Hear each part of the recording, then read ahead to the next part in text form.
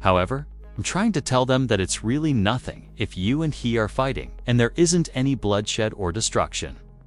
Despite not being well known at the time, Lil Durk's response to Lil Jeff's passing is beginning to resemble a confession now that there are speculations that he might have been involved.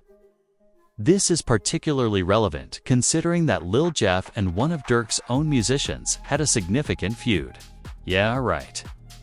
The Fatso. Another thing that's been going viral, you dissed Bloodhound Lil Jeff in the song. The facts we discovered on Durkio's involvement are scandalous and have the potential to change your own opinion on the topic.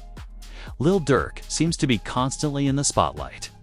His name is now being raised in relation to Lil Jeff's murder, in addition to the murder charges against him.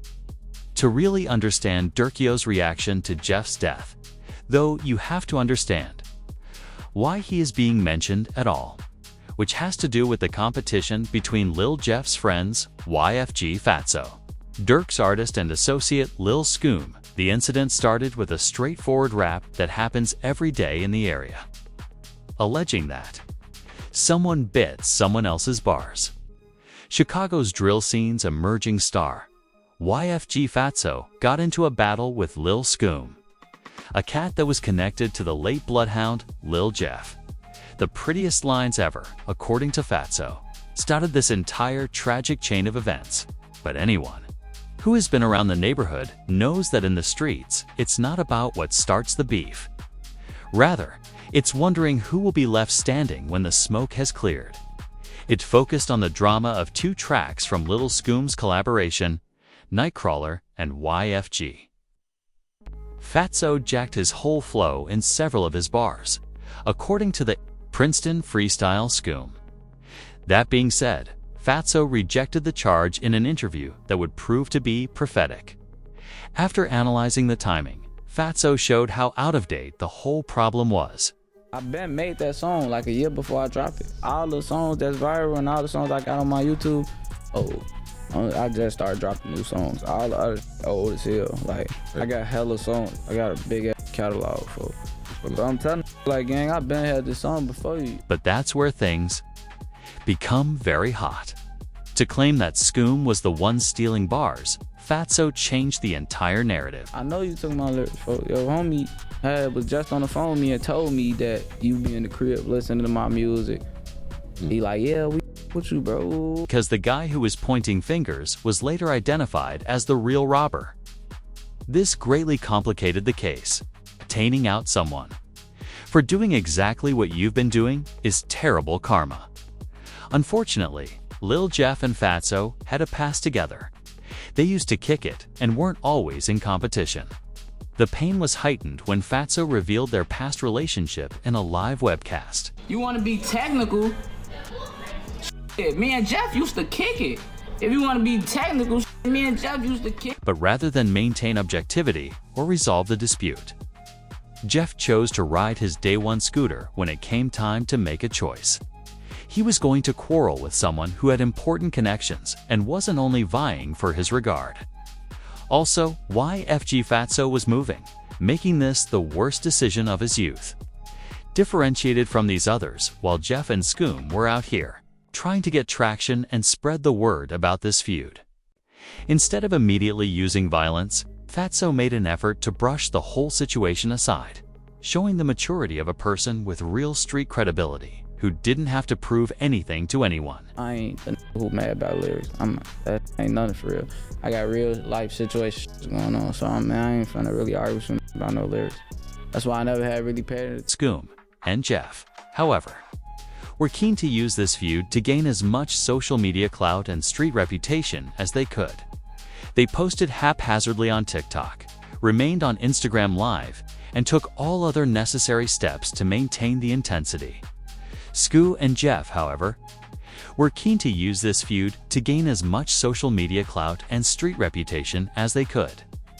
They posted haphazardly on TikTok, remained on Instagram Live, and took all other necessary steps to maintain the intensity. But the niggas was chasing it, like, stay seeing it, get on live and shit. Like, you know, you go to TikTok and see it. They on live. In the words of one spectator, "I think Schumann Bloodhound was just looking for reasons to do something." The streets were observing the entire event, and actual people could see what was taking place. The entire tale was told in the social media comments, where those who knew what the clout was were trying to find it. Start fighting with males to establish their reputation. Someone else says this is a small disagreement concerning maybe stolen lyrics. It changed the whole dynamic when Fatso and Scoo happened to meet while both were in the area visiting there. Relatives? It was the real test, since, while the internet is one thing, when you confront someone you've been denigrating in person, you find out who is really to blame for their actions. I go to prison. In addition, he said he was never a competitor. I go to jail, I see nigga. He also talked about how he never considered him a rival. Like I didn't consider him an op at first in jail. I don't know who the he is. Before that, I didn't consider him. When it came time to back up all of the critical remarks Shum had been making online, the circumstances surrounding that jail visit showed his true nature.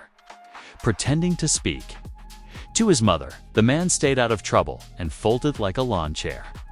Jeff and his band persisted in their disrespectful online behavior by making abusive remarks on social media, even after seeing Skoompunk perform live. This made it obvious that the conflict was not a genuine issue that needed to be resolved, but rather an effort to increase influence online. Fatso tried to handle this like a grown man, reaching out personally to try to end the matter after rails and basically doing everything he could to keep this dispute going for the cameras. This showed the knowledge that comes with having real street experience. Then I get out of jail. Then they just keep, they all was going on Instagram. And mind you, before I had these niggas. Fatso's remark about leaving it in the trenches showed that he was more knowledgeable about street politics than these young fellows. Posting fights online, he understood, was dangerous because it attracts the wrong people's attention: police, rival gangs, and, most crucially, individuals who have the power to turn internet feuds into real-life problems.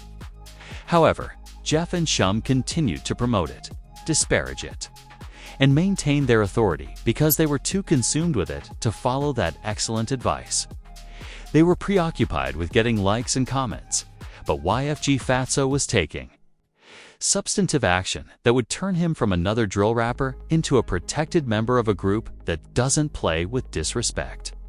They didn't realize they were about to cross a boundary that would alter everything, so they were talking carelessly. They had no idea that the person they were targeting would soon become untouchable. Shielded by one of the most vicious groups in Chicago's music business, it was the beginning of a metamorphosis that would elevate a minor lyrics quarrel to an issue of organizational respect. Those who believed they were playing games were about to find they had entered a deadly, serious situation where the penalties are measured in body bags rather than money. Once real money and real power are involved, the rules completely change. This lesson was going to cost them everything because it was going to teach them the difference between street beef and viral beef. They begin to drop bodies. This feud took a drastic turn in April 2024, when Lil Durk revealed that YFG Fatso was no longer an independent drill rapper, but rather a protected member of one of Chicago's most dreaded groups. When Durk announced on Instagram that YFG Fatso was one of only the family's 3 new signees, he was effectively taking aim at everybody who had been criticizing his star. Be aware that signing to F is more than just obtaining a record contract, is about joining a family that has a reputation for rejecting anyone who treats their people disrespectfully in the street hierarchy of Chicago's drill scene. Anyone with a grievance against Fatso created a new one with an organization that had the means, the shooters, and the connections to permanently resolve the issue as soon as Fatso became official. The reason F is at the top isn't because they allowed rudeness to be accepted. Too focused on consolidating their authority, Jeff and Scoom failed to see what in actuality, this signing meant that they didn't realize they had gone from fighting with a young rapper to insulting one of the most dangerous groups in the city, So they kept acting carelessly and with the same vigor. That is the distinction between individuals who regard everything as internet material and those who comprehend politics. Jeff made the fatal mistake of going live on Instagram and playing an unpublished diss track that Scoom had written about YFG in late May 2024. It wasn't Fatso.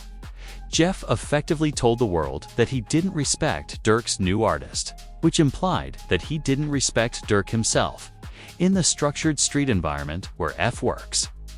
Public contempt like this must be addressed immediately to avoid giving the impression that you are weak to your adversaries.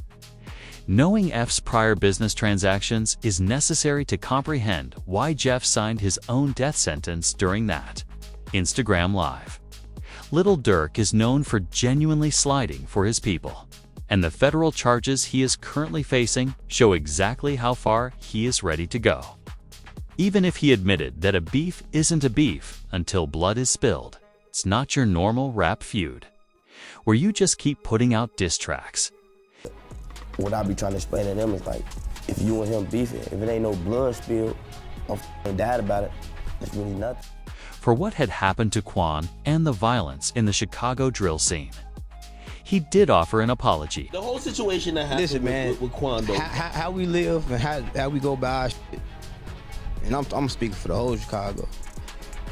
You ain't there, shut the fuck up. You weren't there. Court documents showed that Durk started plotting Rondo's murder as soon as King Von was assassinated, which is why the feds landed him in jail today. Was a methodical, premeditated act of revenge that involves several people and a substantial financial investment rather than an unplanned outburst. Court documents state that Durk told members that he would offer a reward to anyone involved in Quando's death, and that his cousin DeAndre Wilson would offer anyone who dealt with the Quando survival, while his cousin Lil Pab was killed, demonstrates that these individuals are determined to retaliate, even if they don't always succeed in hitting their main target. But Quando was just the start.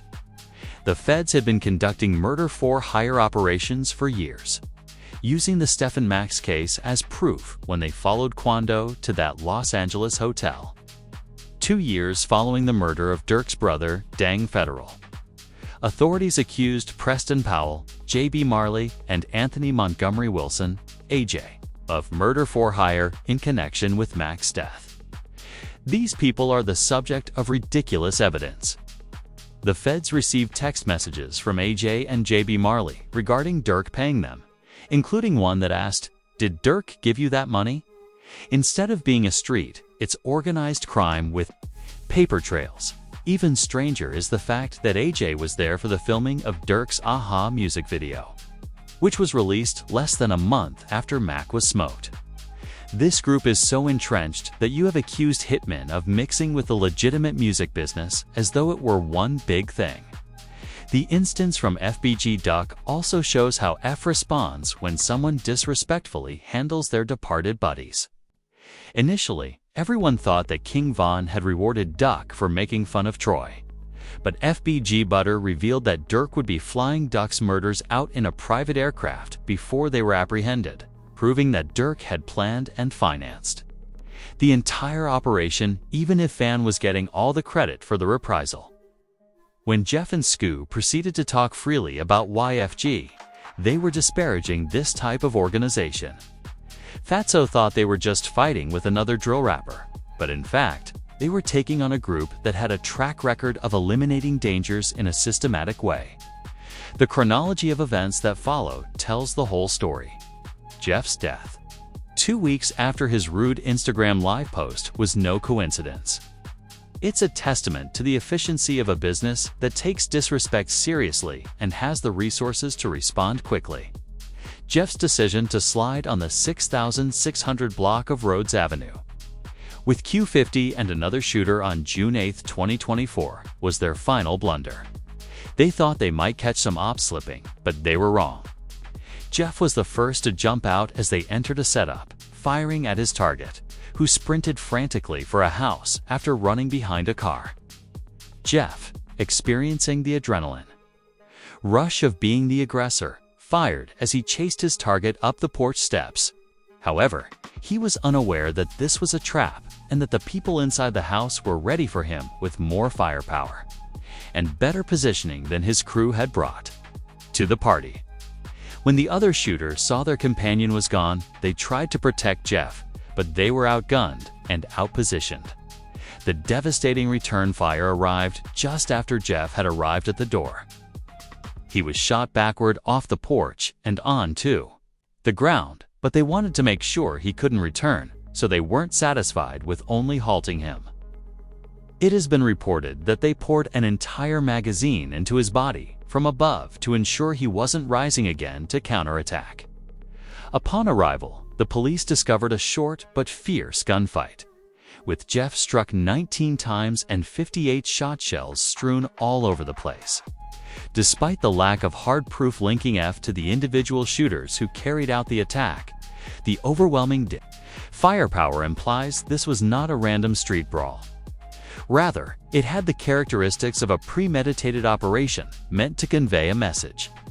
Killed Jeff, the pattern is absolutely consistent with their past responses to disrespect. The message, the rapid action, and the overwhelming force all fit their established rules for dealing with threats. For F's street reputation, Jeff's death had multiple advantages. It showed that detesting their people, even over something as insignificant as stolen lyrics, could have deadly consequences. It was evidence that their impact extended beyond protecting their celebrity to include more recent signatories, and it enhanced their reputation as an organization that carries out planned threats, which caused other potential enemies to think twice about taking them on. It was a clear message.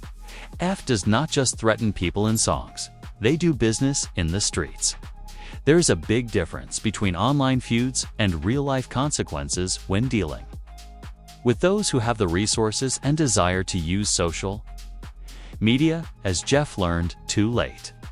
Disrespect into long-term solutions as the body count continues to rise. The streets realized that Jeff's death was not the end of this story, but rather the beginning of a pattern that would show them how individuals conduct business when they ignore their family. When groups like F decide to manage a situation like this instead of resorting to impulsive violence or spontaneous retaliation, it proves that this was a systematic elimination of all those who disrespected YFG Fatso. Context to understand F's true potential. You need to look at their history of retaliation against those who have mistreated them, from paying gang members to eliminate threats to using women to backdoor opponents. They do more than just strike one victim. They thoroughly clean the place. They have been threatened by Durk and F for years. This is not street or amateur violence, but orchestrated, well-planned cruelty meant to maintain dominance by creating dread of the FBG's demise. Cash is a prime example of the sophistication of F's business practices. In a catastrophic mistake that disregarded Von's memory, Cash switched off the camera when he took a photo next to his artwork and shared it with the caption, "The whole world witnessed Yo Main Sniper get his splack." The consequences of such contempt for a deceased member were bound to occur. As Durk's response illustrated, regular Nick is different from being a strategic thinker. He did more than just pick a fight on social media. He investigated his target and used his Instagram story to look for weaknesses. The warning Durk made in March seemed to predict Cash's demise. But on June 9, 2022, it proved to be tragically accurate. If you're just hanging around and chasing him, don't do it. A woman was in the rear seat of Cash's car when 3 gunmen jumped out when the car was stopped at a stoplight. Cash was killed in a shootout that broke out after they fired. There was a rumor that the woman in his car had set him up, as Durk's Instagram post had implied. Wise planning and intelligence collection are more important than luck. In the FBG Duck example, Duck's mockery of their dead friend also demonstrated F's long-term approach to handling disrespect. Troy Decades was quick to respond to the incident on Michigan Avenue during the day.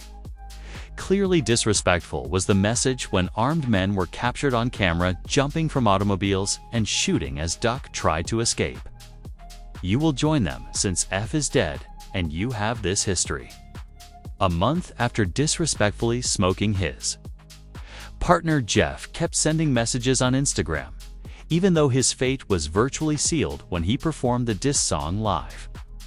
Lil Scoom would likewise die on July 7th in conditions that continued the trend of coordinated annihilation. A confrontation between Scoo and his 16-year-old friend and someone in the Chatham neighborhood near 89th Place and Langley Avenue at approximately 11:50 p.m. quickly escalated into gunfire. Scoo was shot and killed, but his adolescent friend was hit but lived. After being transported by paramedics to the University of Chicago Medical Center, Scoon was pronounced dead. Authorities found a suspect in Scum's death, which was instructive. CPD, SWAT, and many districts responded to the situation in a huge way, but the shooter escaped in the confusion, which calls for either extreme desperation or extreme confidence, the kind that comes from believing that big people are watching out for you. Officers were shot during a foot chase that ensued after fleeing the area. It wasn't a coincidence that Jeff and Scoo were fired in the same month, appending the drill scene in Chicago. Street violence, this concerted cleanup effort, drove out all those responsible for the initial rudeness. They came for your entire crew, not just you. When you fought with F, that was the plain message.